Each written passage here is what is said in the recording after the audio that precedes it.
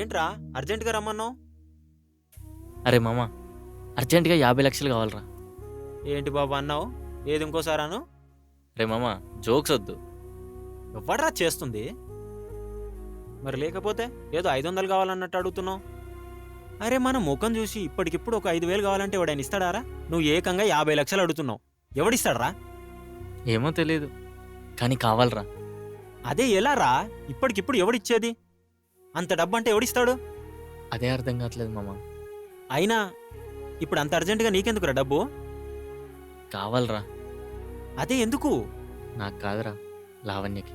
ఏంటి? అవునరా, నిజమే. తనకి ఇంట్లో ఏదో ప్రాబ్లం ఉందంటరా. అందుకే ఈ టైంలో మనం కూడా హెల్ప్ చేయకపోతే ఎలారా? రే మెంట్లోడా, నీకేమైనా పిచ్చెక్కిందా? రే మామ, మరి లేకపోతే ఏంట్రా? 5,000 50,000? 50 లక్షలు అంత డబ్బు ఎవరిస్తారా? అది కాదురా. అయినా తనకు ప్రాబ్లం ఉంటే తనే చూసుకుంటుంది కదరా. నువ్వెందుకు నెత్తినెక్కించుకుంటున్నావురా? మామ, ఒక ఫ్రెండ్ లాగా ఆలోచించురా.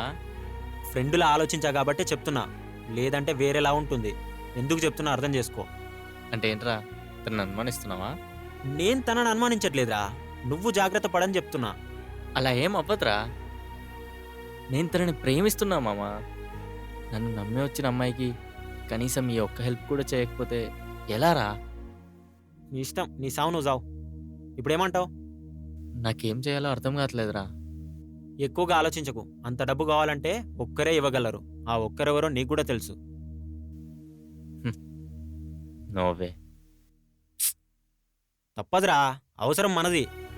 నువ్వు ఎంత ఊ అన్నా ఊహు అన్నా అదొక్కటే దారి. అంత ఆలోచించకుండా అర్జెంటుగా కాల్ కొట్టు. అంతే అంటావా?